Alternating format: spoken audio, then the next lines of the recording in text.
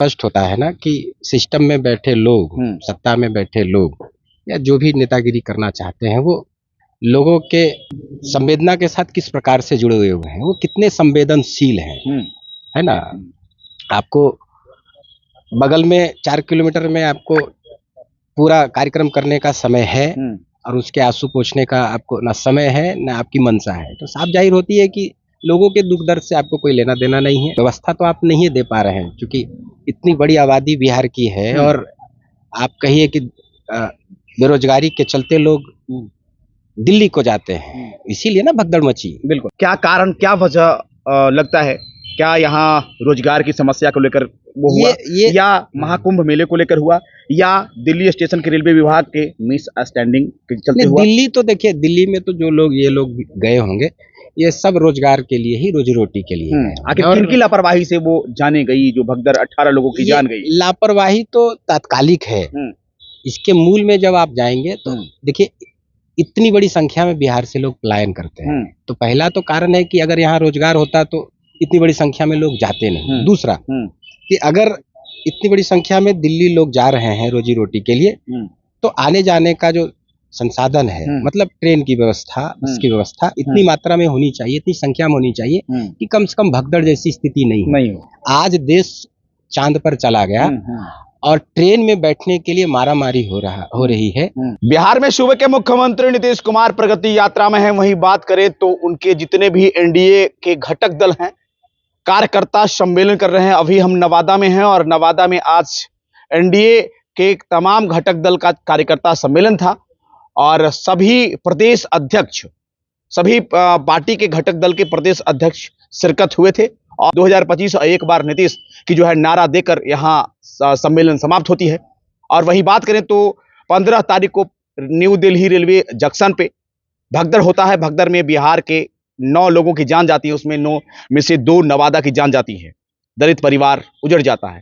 इसी पर हम आज बात करने के लिए आए हैं, चूंकि नवादा से जुड़ा मामला है और हमारे साथ श्री स्वराज के संस्थापक संयोजक समाज सेवी सुमन जी हैं। आज हम बात करेंगे। पहले तो स्वागत है आपका।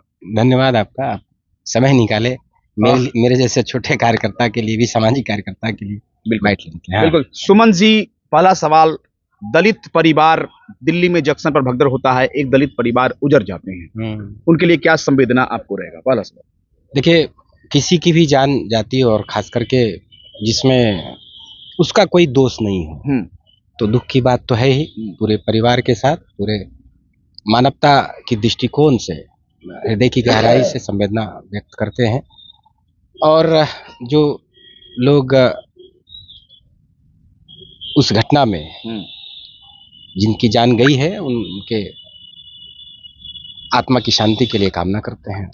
फिर 2025 में चुनाव आने वाला है और कहें तो इसी साल चुनाव होना है।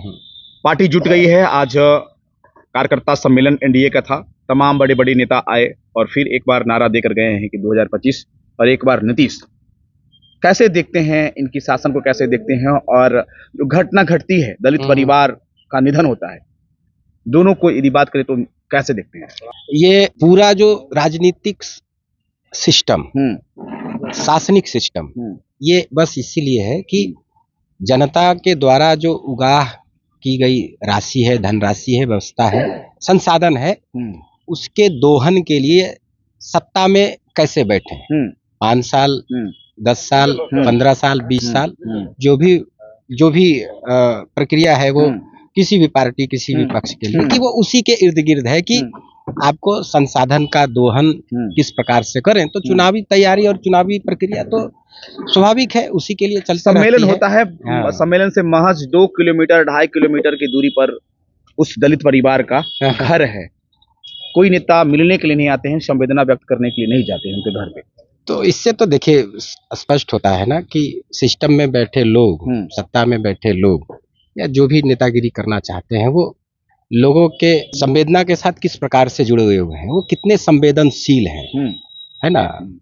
आपको बगल में 4 किलोमीटर में आपको पूरा कार्यक्रम करने का समय है और उसके आंसू पोंछने का आपको ना समय है ना आपकी मंशा है, तो साफ जाहिर होती है कि लोगों के दुख दर्द से आपको कोई लेना देना नहीं है। सिस्टम में कैसे बैठें जाति पाति कर करके विकास का लॉलीपॉप दिखा करके, ठीक है, संसाधन का कैसा कैसे दोहन करे, सिस्टम में कैसे आवे, बस उसी के इर्द गिर्द सारी कहानी चलती है। नहीं तो स्वाभाविक है, सबसे पहले तो सब लोग को जाना चाहिए स्थल पर, कम से कम उसके दुख में शरीक तो हों। व्यवस्था तो आप नहीं दे पा रहे हैं, क्योंकि इतनी बड़ी आबादी बिहार की है, और आप कहिए कि बेरोजगारी के चलते लोग दिल्ली को जाते हैं, इसीलिए ना भगदड़ मची, बिल्कुल, कि एक ट्रेन में हजारों हजार की संख्या में लोग प्रवेश करना चाहते हैं। आखिर वो भगदड़ में दो परिवार, बात करें तो पत्नी और बच्चे को राजकुमार मांझी ने छोड़ कर आया, छोड़ दिया। क्या कारण, क्या वजह लगता है? क्या यहाँ रोजगार की समस्या को लेकर वो हुआ, या महाकुंभ मेले को लेकर हुआ, या दिल्ली स्टेशन के रेलवे विभाग के मिस स्टैंडिंग के चलते हुआ? दिल्ली तो देखिए, दिल्ली में तो जो लोग ये लोग गए होंगे, ये सब रोजगार के लिए ही, रोजी रोटी के लिए। आखिर किनकी लापरवाही से वो जाने गई, जो भगदड़ 18 लोगों की जान गई? लापरवाही तो तात्कालिक है, इसके मूल में जब आप जाएंगे तो देखिए, इतनी बड़ी संख्या में बिहार से लोग पलायन करते हैं, तो पहला तो कारण है कि अगर यहाँ रोजगार होता तो इतनी बड़ी संख्या में लोग जाते नहीं। दूसरा कि अगर इतनी बड़ी संख्या में दिल्ली लोग जा रहे हैं रोजी रोटी के लिए, तो आने जाने का जो संसाधन है, मतलब ट्रेन की व्यवस्था, बस की व्यवस्था इतनी मात्रा में होनी चाहिए, इतनी संख्या में होनी चाहिए कि कम से कम भगदड़ जैसी स्थिति नहीं हो। आज देश चांद पर चला गया और ट्रेन में बैठने के लिए मारामारी हो रही है, लोगों की जान जा रही है। आप समझिए, आपके पूरे विकास के मॉडल को ये कटघरा में खड़ा करता है। ठीक है, बिल्कुल। आप स्टेज पर आप मंच लगा करके अपने मुख में से जो है अपना गुणगान करते रहिए, लेकिन जनता के, सरकारों के लिए, दुख दर्द के लिए अगर आप बड़े पैमाने पर बहुत कुछ नहीं कर पाते हैं, तो सब ढाक के तीन पात है, ठीक है ना। फिर सब ढकोसला है, कोनो मॉडल हो, मोदी मॉडल हो, नीतीश जी का मॉडल हो, सब धराशायी है और सब सिर्फ कहने को है, ठीक है ना। तो यही है कि रोजगार के लिए वोट लेते हैं, रोजगार कौन देंगे, तो रोजगार कौन क्रिएट करेंगे? व्यवस्था जो सिस्टम में बैठे लोग हैं, सरकार देगी। व्यवस्था तो सरकार को ही देना होता है ना। आप ऐसा वातावरण, ऐसा इंफ्रास्ट्रक्चर, ऐसी व्यवस्था क्रिएट करिए, सिंगल विंडो वाला पूरा सिस्टम क्रिएट करिए, यहाँ पर अपराध कम करिए, ठीक ना। तो इंडस्ट्री आएगी, रोजगार का सृजन होगा, तभी ना आप कहिए कि बेरोजगारी दूर हो सकती है। इतना घनत्व है, डेंसिटी है यहाँ जनसंख्या का, और उस हिसाब से जितनी भी सारी फैक्ट्री थी, श्री बाबू के समय में बिहार सबसे उछले पायदान पर था, ठीक है ना। और उन्हीं के रिकॉर्ड में रिकॉर्ड को पीछा कर रहे हैं आज के मुख्यमंत्री। इनके राज्य में बिहार सबसे निचले पायदान पर है, हर एक दृष्टिकोण से, रोजगार के दृष्टिकोण से, स्वास्थ्य के दृष्टिकोण से, शिक्षा के दृष्टिकोण से, आप समझ लीजिए भुखमरी के दृष्टिकोण से, हर एक दृष्टिकोण से सबसे निचले पायदान पर है। बहुत बड़ी बात, श्री बाबू का नाम है, श्री बाबू का विकास मॉडल और ये नीतीश कुमार और मोदी के विकास मॉडल, आसमान जमीन का अंतर है। आखिर कहाँ सरकार कहाँ चुक रही है?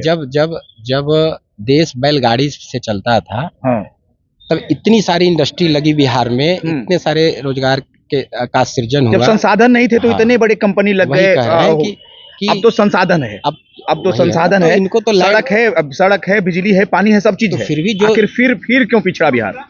सोच विजन नहीं है ना। जो मुख्यमंत्री लगभग 21 वर्षों से सिस्टम में, सत्ता में बैठा हुआ है, और वो अगर कहता है कि ये लैंड लॉक प्रदेश है, मतलब समुद्र नहीं लगता है, तो यहाँ विकास नहीं होगा, तो सोचिए उसकी विकास की गाड़ी कितनी दूर तक जाएगी। श्री बाबू के समय समुद्र लगता था क्या, जब बिहार के प्रथम मुख्यमंत्री श्री बाबू हुआ करते थे? तो आप बिहार के ही हैं, आप बताइए कहाँ लगता था, और इतना संसाधन भी नहीं था आवागमन का। आज तो नेशनल हाईवे है, 4 लेन है, 6 लेन है, 10 लेन है, 14 लेन है, मैंने 14, 16 लेन सड़कें बन रही है। फिर भी अगर विकास जो है माने उसके लिए माने चाहिए समुद्र, तो ये विजन की बात है ना। विजन नहीं है, उतनी दूर दृष्टि नहीं है इनकी। देखा जाए तो कुंभ जो मेला है बहुत ही प्रचार का रहा है, केंद्र रहा है, और इस बार रिकॉर्ड टूट गया है संगम स्नान करने वाले। क्या कारण, क्या वजह है लगातार भगदड़ हो रही है? किनकी लापरवाही, किनकी गलती से? क्योंकि कई संत ऐसे भी जो है वक्तव्य दिए हैं कि जो कुंभ स्नान नहीं करेंगे तो देशद्रोह कहलाएंगे।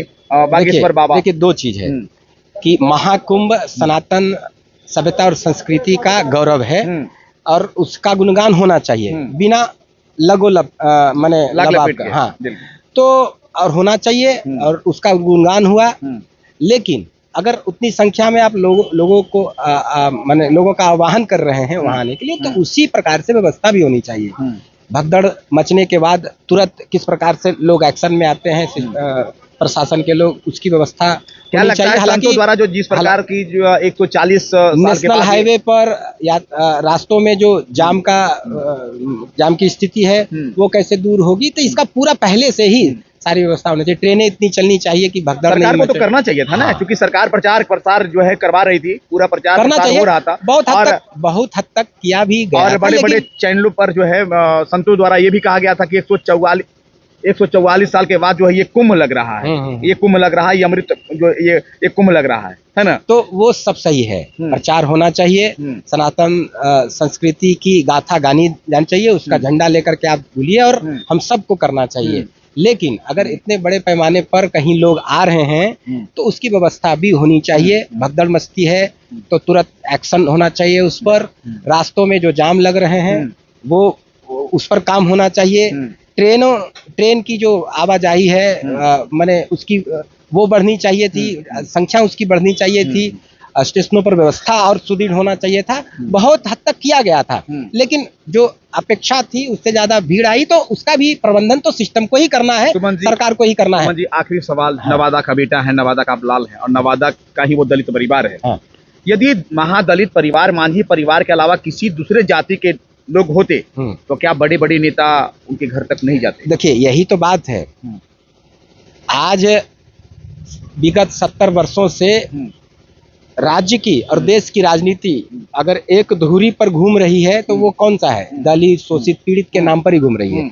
तो ये लगता है अब है कि कहाँ टीआरपी मिल रही है, कहाँ टीआरपी नहीं मिले। अभी एक बस्ती में आग लगी थी यहाँ, तो जिस समाज के थे वहाँ के जो लोग थे वो एक्टिव हुए, है ना। यहाँ सवाल बहुत सारे संगठनों पर बनता है ना, ये जो भीमटे हैं सब, जो भीम आर्मी है और कौन कौन आर्मी बन के घूमते हैं और गुंडागर्दी करते हैं, तो उसकी जिम्मेदारी जो दलित नेता हैं उसकी जिम्मेदारी, दलितों की जो राजनीति करते हैं जो राजनीतिक दल, उसकी जिम्मेदारी। तो ये तो सबसे बड़ा मुद्दा था, सबसे ज्यादा दलित ही थे तो यही लोग जाते, लेकिन अब पता नहीं क्यों नहीं गए। संवेदनहीनता की प्रकाशता तो है ही, साथ साथ शायद उनके पॉलिटिक्स में ये चीजें बैठ नहीं रही होंगी, इस कारण से नहीं गए होंगे। परिवार को मुआवजे के लिए क्या कहेंगे? मैं तो आह्वान करता हूँ बिहार सरकार से ही नहीं, यहाँ के लोकल जनप्रतिनिधियों से ही, खास करके यहाँ के अरबपति विधायक से जो पूरा पहाड़ साफ कर करके अपने घर में जमा कर दिए, ठीक है ना, उनसे कहेंगे। व्हाइट हाउस है, ब्लैक हाउस है और बहुत बड़े अभी यहाँ सांसद भी आए हैं, तो उन सब के साथ साथ सरकार में बैठे हैं जो लोग, जैसे वहाँ कुंभ में भगदड़ मची तो लोगों को 25-25 लाख दिया गया, तो यहाँ भी दिया जाए। कम से कम पैसे से व्यक्ति को लौटाया तो नहीं जा सकता, लेकिन जाने के बाद जो परिवार को दुख दर्द हुआ है उसको बहुत हद तक कम किया जा सकता है, उसकी संवेदना में शरीक होकर के। ये तो आप कर ही सकते हैं। तो हम तो सबसे आह्वान करेंगे, यहाँ के विधायक से, यहाँ के सांसद से, यहाँ के जितने भी माने नेता हैं, स्थापित नेता हैं, व्हाइट हाउस, ब्लैक हाउस और हमारे सांसद महोदय, सबसे कि एक तो पहले जाके आंसू पोंछिए उस गरीब परिवार का, उसके संवेदना के साथ खड़ा हुई है उसके साथ, और दूसरी बात की उसको आर्थिक मदद इतनी पहुंचाइए कि कम से कम वो परिवार खड़ा हो सके, हरियाणा जाने की जरूरत नहीं पड़े, और जो रह गए हैं बच्चे और जो परिवार, उसका भरण पोषण सही तरीके से हो सके। चलिए, तो हमारे साथ में सुमन जी थे।